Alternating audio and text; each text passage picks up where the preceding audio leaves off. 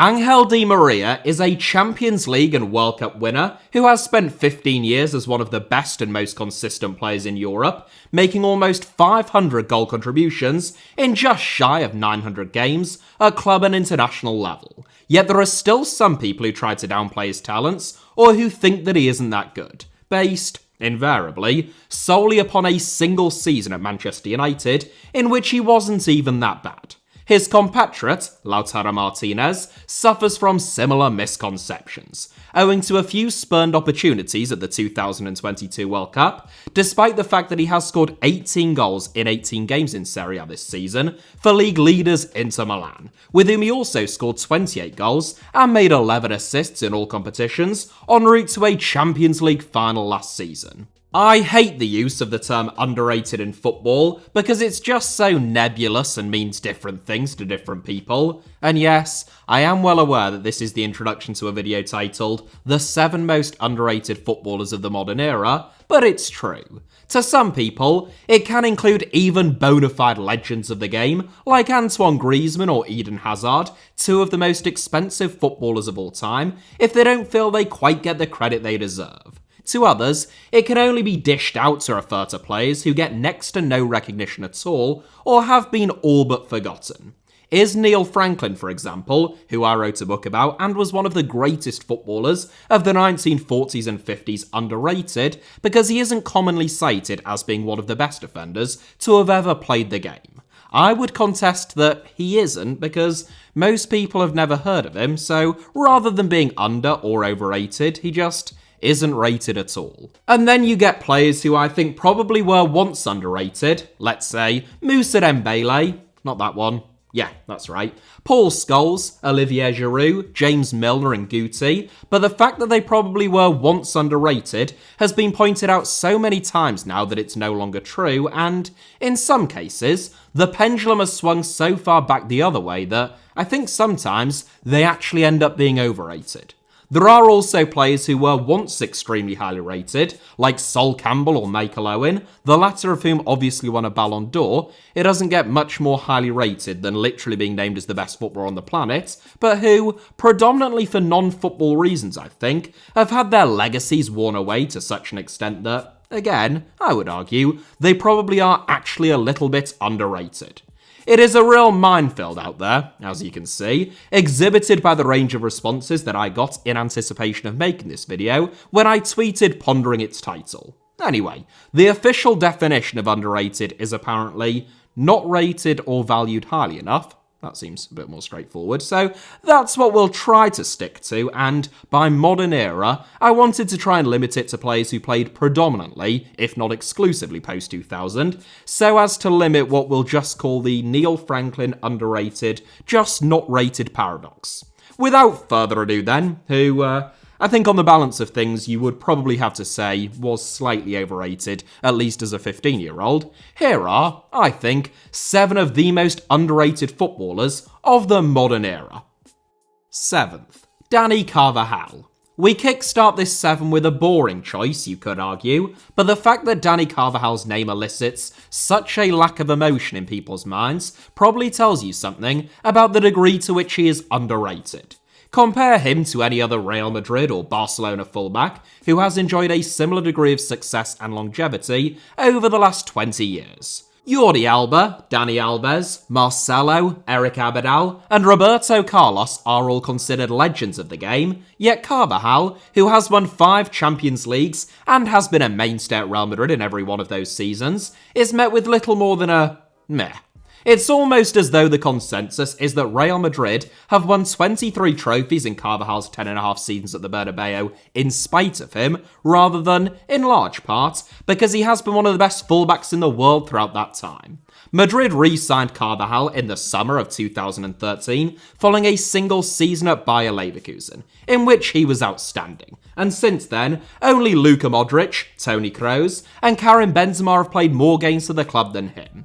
Carvajal might not be quite as flashy as Alba or Alves, and certainly not Marcelo or Roberto Carlos, but defensively, he's probably more dependable than any of them. His consistency levels have very rarely wavered, hence why he has been one of the first names on the team sheet for 5 different Real Madrid managers during that time, and his athleticism and ability to cause teams problems down Real Madrid's right flank has routinely been underplayed. Quick, hard-working, intelligent, and capable of putting a brilliant ball into the box, Carvajal is a supremely complete fullback. And, though he is very rarely recognised as such, undoubtedly one of the best of his generation. So, boring as he may be perceived, I think that he is the ideal candidate to get us started. Oh, and as I was recording this, he just scored a 99th minute winner against Almeria to put Real Madrid briefly back top of the La Liga table, which feels somewhat poetic. 6th, Alex de Souza. Another issue with determining whether a player is underrated or not, because I know that you all wanted more of those following the introduction, is that there can be fundamental demographic or geographical discrepancies in how players are perceived.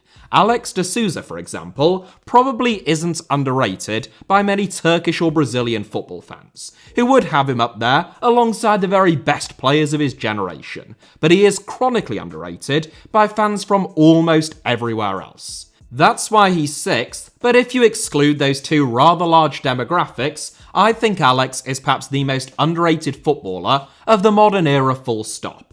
Alex wasn't blessed with majestic physical attributes, not the tallest, quickest or strongest, but what he was born with was magic in his boots. That was immediately apparent in his teens, when he first burst onto the scene with his boyhood club Cortiba, before winning 5 trophies in only a couple of years at Palmeiras, including the big one, the Copa Libertadores. That prompted a move to free-spending Serie A side Parma, who were already on the precipice of financial ruin, but due to the limit on foreign players in Italy's top flight, Parma weren't actually able to play him. They wanted to send him out on loan to another Italian club, but Alex refused, instead heading back to Brazil, where he endured 2 difficult years of facing legal threats from his own parent club, who tried to prevent him from playing. Without that setback, Alex most likely would have been a part of Brazil's 2002 World Cup winning team, and may even have started games ahead of Ronaldinho. Because of it, he ended up never going to a World Cup at all. An inspired season at Cruzeiro, however, led to a €5 million move to Fenerbahce, where Alex became a legend. Almost immediately installed as club captain, over the next 8 years, Alex made 311 goal contributions in 344 games in Istanbul from midfield. It is an absolutely absurd record, and in his most prolific campaign, which was actually the 2010-11 season, aged 33, Alex scored 28 goals and made 16 assists in only 38 games, inspiring Fener to a league and cup double. Over the course of his career as a whole, Alex scored 421 goals and made 363 assists, which is the most, I think, of any midfielder of the modern era. So why isn't he held in higher esteem? Well, there are 2 main reasons why Alex is underrated, and both of them are fairly obvious. He spent virtually his entire career playing in Turkey and Brazil, only playing 8 games for Parma in Serie A, and though he won 49 caps for Brazil in the era of Rivaldo, Ronaldinho, Kaká, and Juninho, who could all play in his position no less, and captained them to a Copa America, he never had a crowning moment for a global audience on the international stage, never appeared at a FIFA World Cup,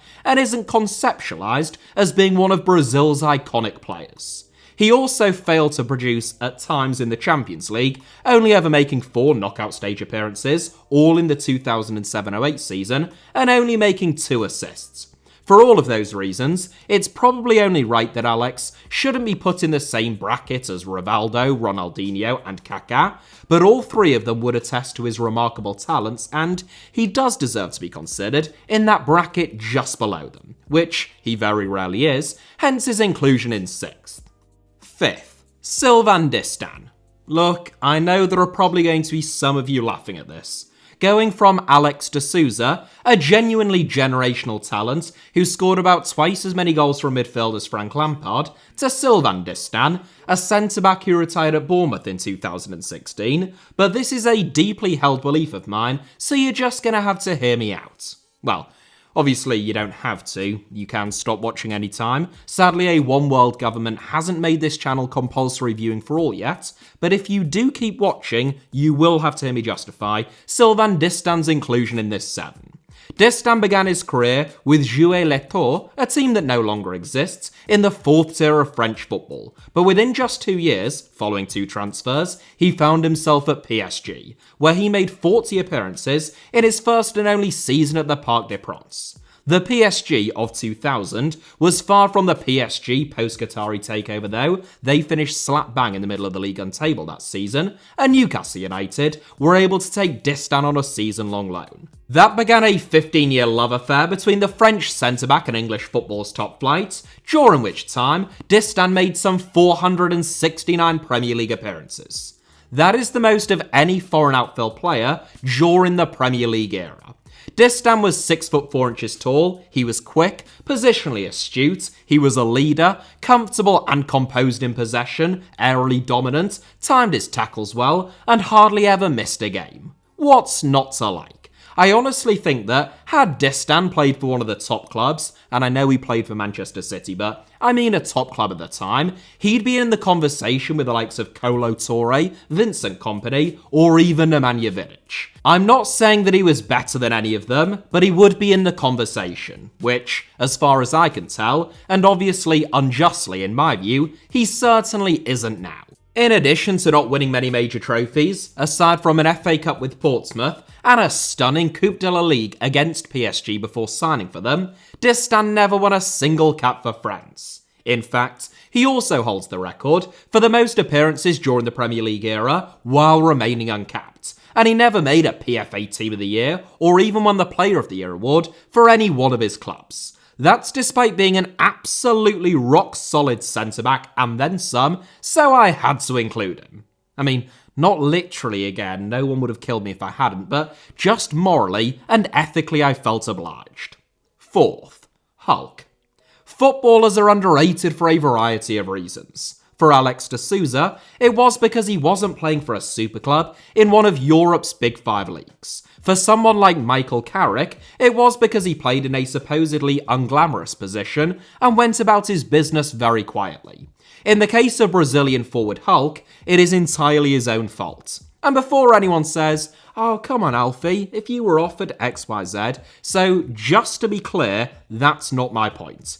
I'm not saying that Hulk did anything wrong, should have done this, or this, just that, quite simply, if you follow the money to such a dogmatic extent that you never play in a top league despite repeated interest, and therefore never pit your wits against the best in the business on a consistent basis, then you can't have too many complaints when people don't give you the credit or realise just how good you were. People have a go at Oscar for moving to China at 25, but, and maybe it is only a minor consolation, Oscar had at least spent 4.5 years at Chelsea, where he played over 200 games, winning the Premier League and the Europa League. Hulk never even played in a top 5 league.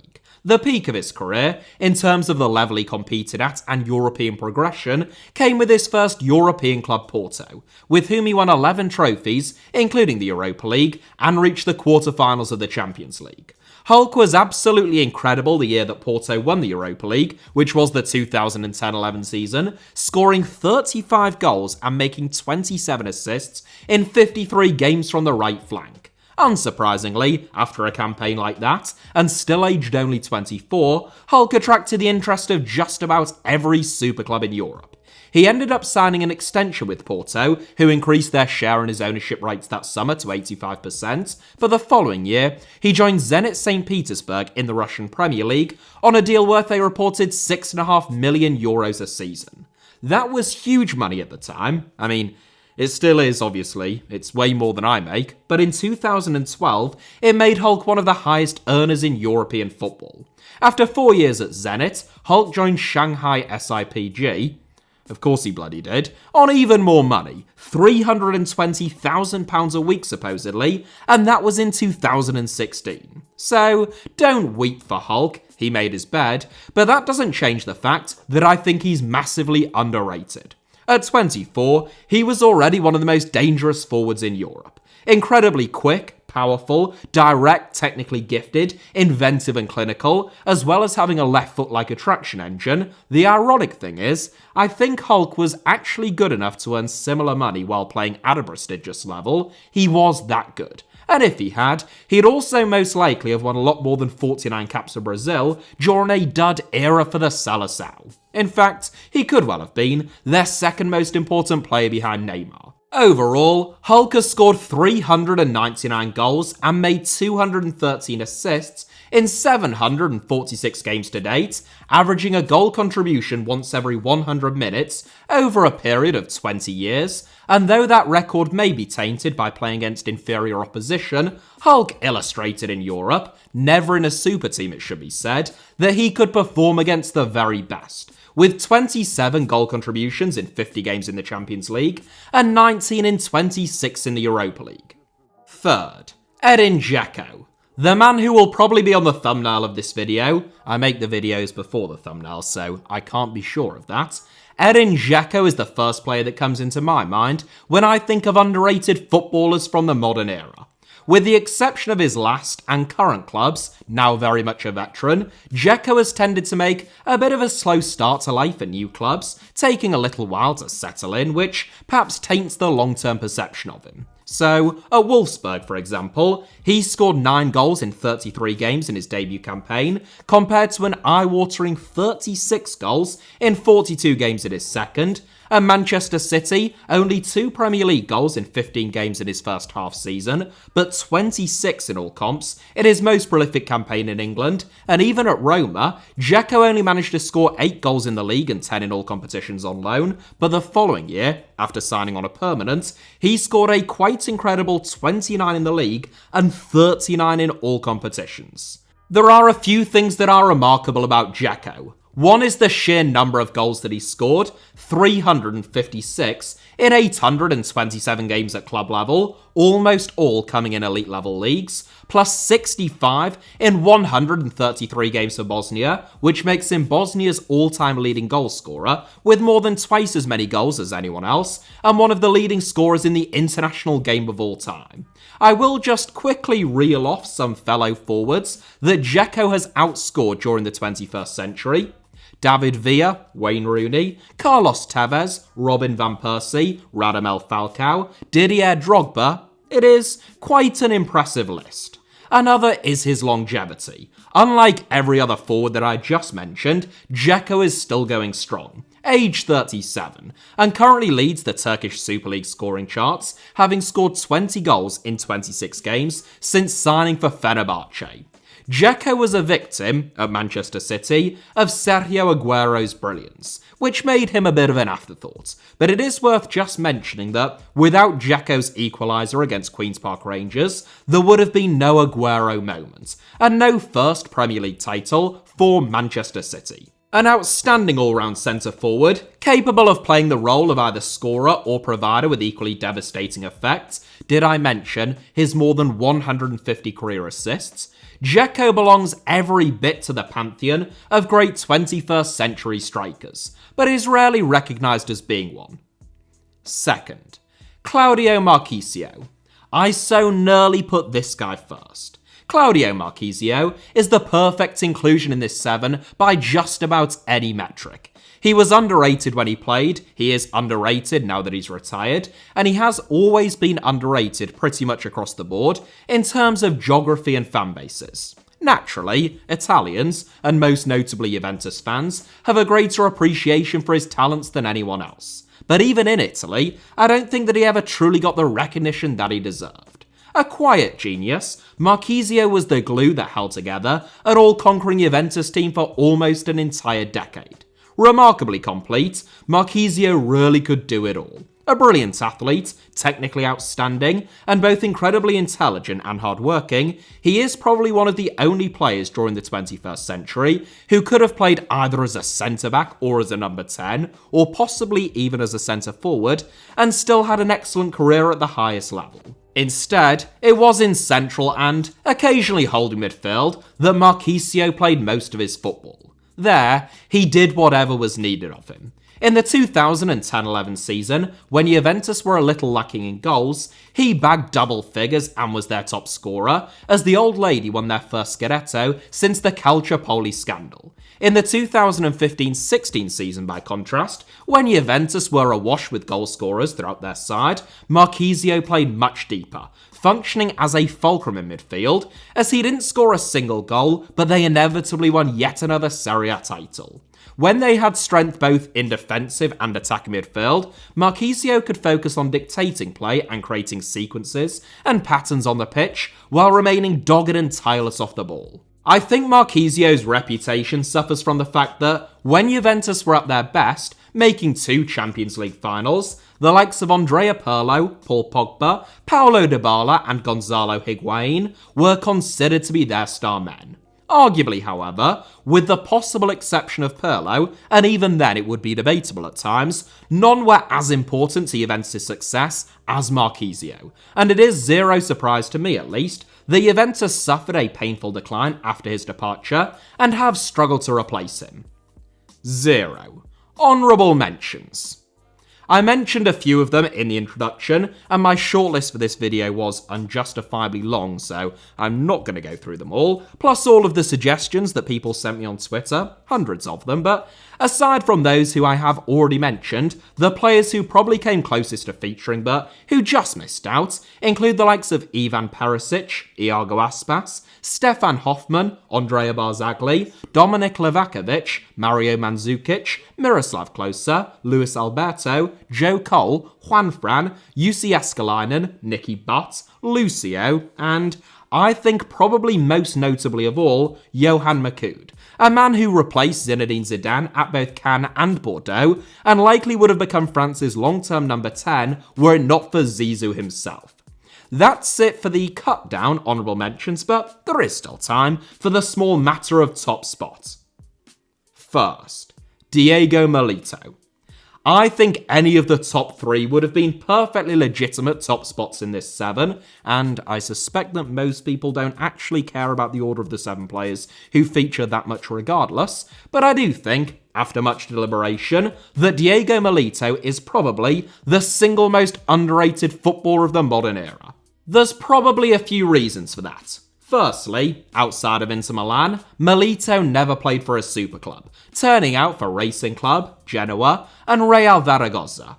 That always has an impact. Secondly, partly because of that first point, and partly because of competition from the likes of Crespo, Tevez, Saviola, Messi, Higuain and Aguero, Milito only ever won 25 caps for Argentina, over a period of 8 years, many of them coming off the bench. And thirdly, even at Inter Milan, when Milito won the biggest trophy in club football and a historic treble, Samuel Eto'o was still considered to be Inter's main man up front.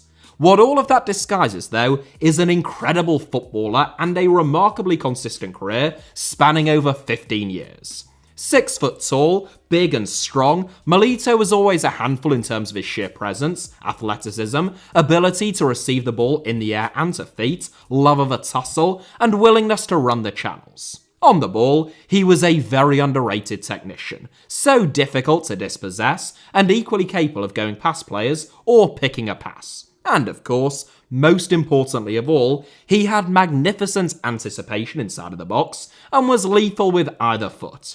Inter Milan might have been his only super club, but if anything, that ought to only make his 61 goals in 125 games for Zaragoza and his 26 goals in 32 games for Genoa even more impressive. In fact, on a goals per game basis, Milito's sole season at Genoa in Serie A was the most prolific of his career. Over his career as a whole, Milito scored over 250 goals in a little over 600 games.